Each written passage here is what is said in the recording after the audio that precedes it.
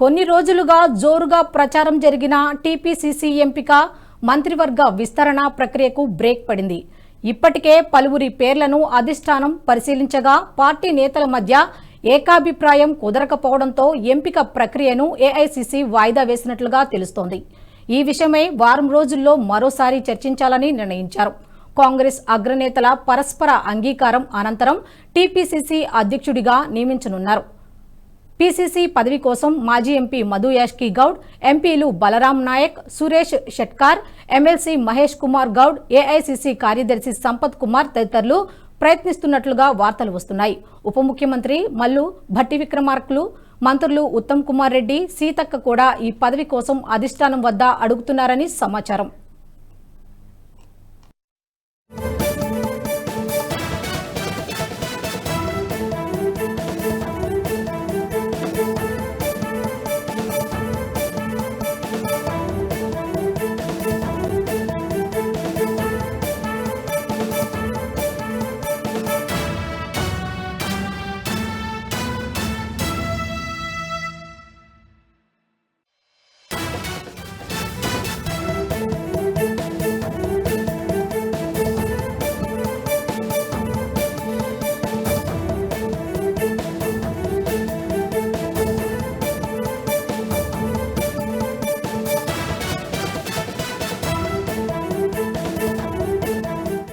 ఈ వీడియో మీకు నచ్చినట్టయితే లైక్ చేయండి, 10 మందికి షేర్ చేయండి. అలాగే కామెంట్ల రూపంలో మీ అభిప్రాయాలను మాతో పంచుకోండి. Nationalist hub group of channels ను సబ్స్క్రైబ్ చేసుకుని తెలుగునాట జాతీయవాద జర్నలిజాన్ని ప్రోత్సహించండి. ఈ వీడియో కింద ఉన్న బెల్ ఐకాన్ పై క్లిక్ చేయడం మర్చిపోవద్దు.